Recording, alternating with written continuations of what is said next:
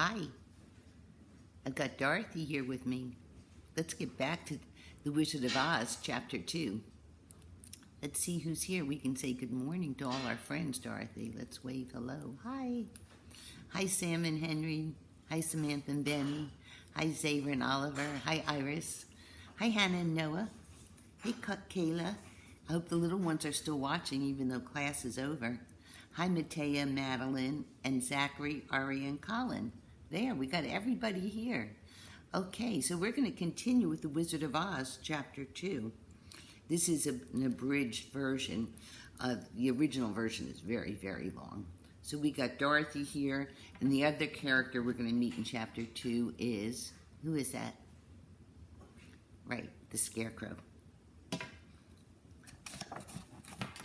Chapter 2.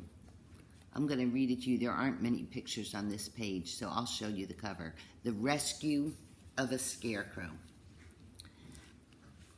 Now Dorothy was alone, but she was a sensible girl, so before starting on her journey, she filled a little basket with bread and butter. So here we go. Here's our little basket, and I got some homemade bread that Matt made. It is so delicious. She filled it with bread and butter that she found in the cupboard. Then she picked some of the delicious looking fruit from the trees outside and took that along too. She had only one other dress, one made of blue and white gingham, but it was clean and fresh, though old and faded. She put it on, and with it her pink sunbonnet. But when she looked down at her shoes, she saw that they were too worn to last for a long walk. For a moment she was discouraged. But then she remembered the silver shoes the witch had given her. Well, they would certainly never wear out, she thought, and slipping them on, she found that the shoes fit perfectly and were very comfortable. Now she was ready to start back to Kansas by way of the strange country of Oz. Come along, Toto, she said cheerfully, closing the door. And Toto's her little dog. Before very long, Dorothy found the road of yellow brick, which the good witch had mentioned, and she and Toto walked along it at a good brisk pace, the silver shoes tinkling merrily with each step. By and by, she passed an enormous cornfield, and in the middle of it was a scarecrow fastened to a tall pole. And here's our scarecrow. Dorothy climbed up the fence in order to see him better, and noticed that he was stuffed with straw, his head a bag of cloth with eyes, nose, and mouth brightly painted on it. He wore an old pointed blue hat, a faded suit of blue rags, and old blue-top boots. Dorothy walked up to him and was astonished to see one of the great painted eyes wink at her. Can you wink? Did you see me wink? Go ahead, you do it. It's when you close one eye and then open it again. There you go. No Kansas scarecrow had ever winked at her, and she thought she must have been mistaken, until she saw the head nod to her, and a husky voice from the straw chest actually said, "Good day." How would you feel if a scarecrow talked to you? Would that surprise you? Yeah, that would surprise me. In spite of her surprise, Dorothy asked politely, "How do you do?" "Not very well," said the scarecrow replied. "It's very tiring being perched on this pole day and night." And here's the fence in front of where the scarecrow was. You probably see fences like this a lot out by cornfields or really out by any house.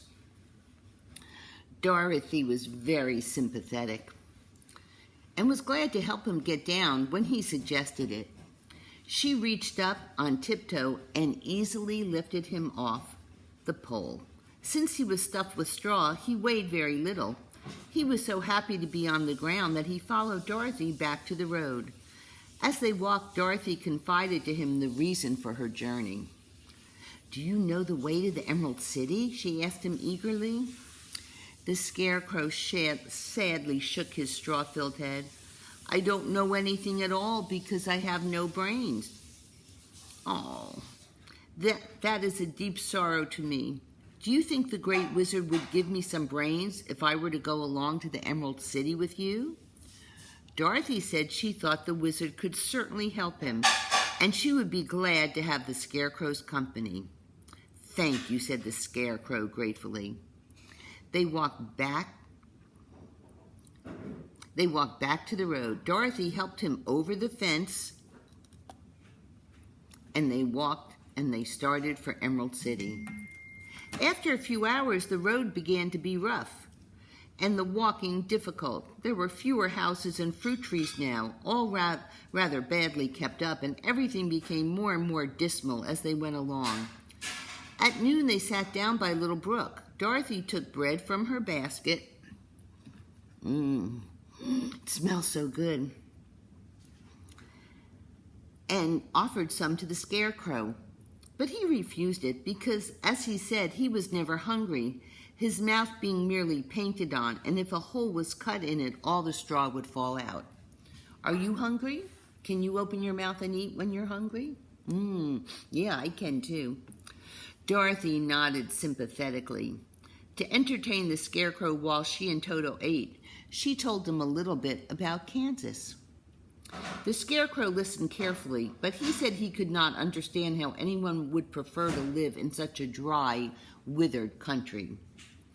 "That is because you have no brains," explained Dorothy. "People love their homes no matter how dreary, and we would rather live there than in any other country." Is that true? Do you love your home? What do you love about your home? Okay, I'll wait. Take a minute to tell someone next to you. Yeah, I love my home too.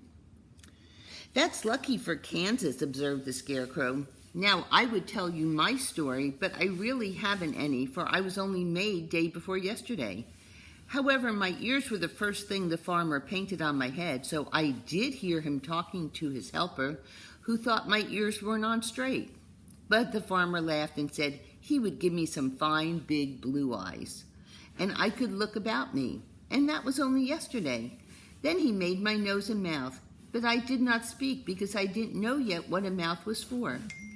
I also had the fun of watching them stuff my body, and I was very proud when my ears heard the farmer say, 'This fellow looks just like a man. He will scare the crows fast enough.'"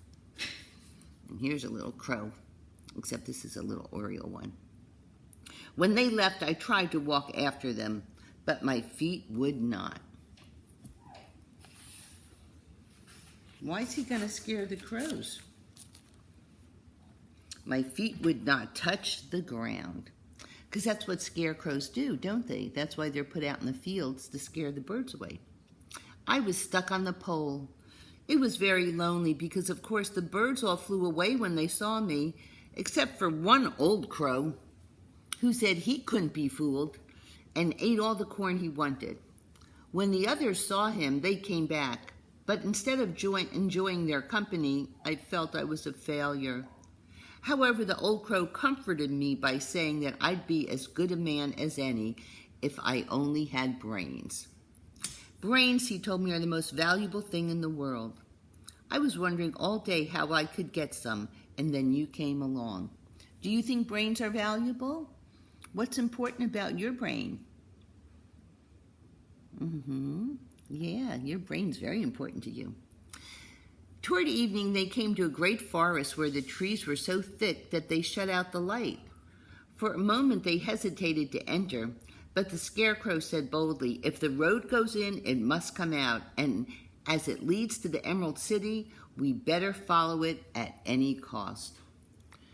It was too dark to see their way, but Toto's nose was as good as eyes, like all dogs, so he led them safely along. But they stumbled a good deal and were very tired.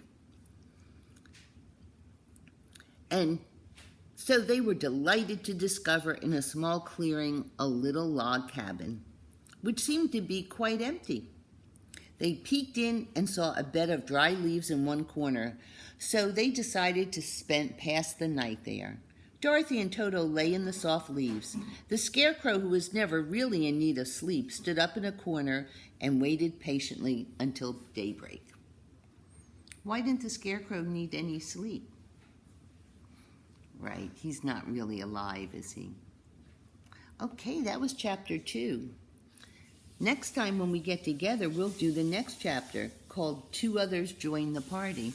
I wonder who's going to join.